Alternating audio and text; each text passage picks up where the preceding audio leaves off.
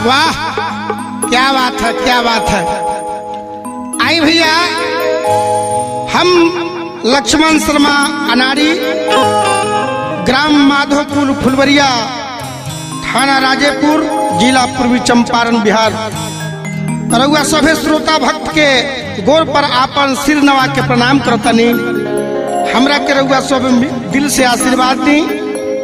ई गाना सनम स्टूडियो मोतीझील मुजफ्फरपुर से रिकॉर्डिंग हो रहा बा। ई गाना श्री श्री 108 श्री नारायण बाबा के शिष्य जय जय बाबा के प्रेरणा से बन रहा बा। एमे देखी नाल पर संगति कर रहा बानी हमार पवन जी और साथ में बानी इनका सहायक चंदन जी।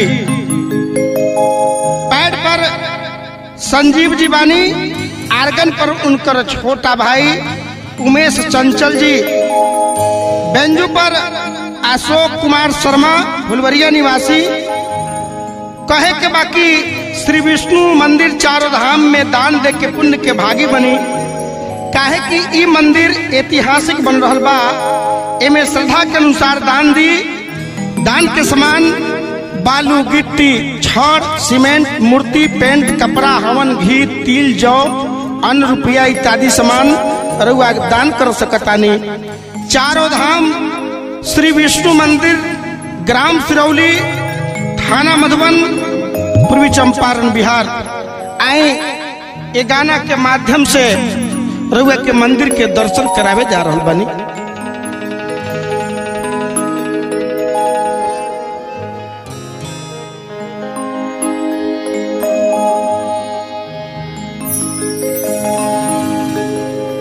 तुलसी पक्षी के पिए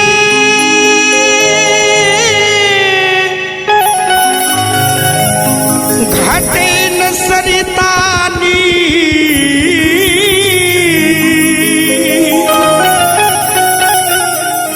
दान दिए धन ना घटे, जो सहाय रघुवीर। आए हमने का सभे आदमी, सभे श्रोता भक्तगण ताली बजा के गाना के माध्यम से मंदिर के दर्शन करी जा। हमने मंदिर कैसे बनल बा, कैसे रूप में तैयारी बा, कहाँ कौन देवता विराजमान बन। जय हो सीताराम,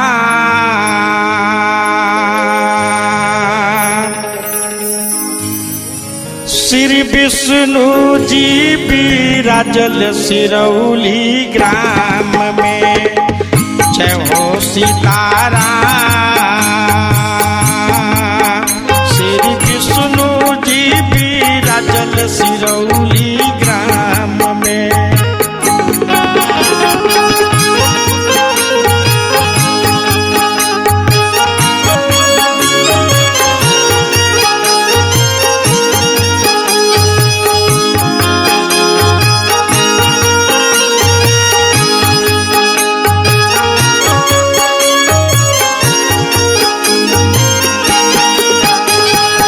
श्री बाबा के पुत्र कहले हरिदास महा,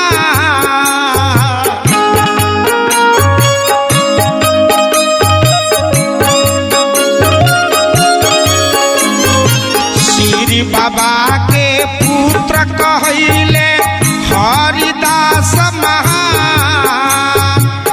आगे चल के परग लई न कर, आगे चल के परग लई न कर। जय जय बाबा नाम बोलो भैया सीतारा, जय हो सीतारा।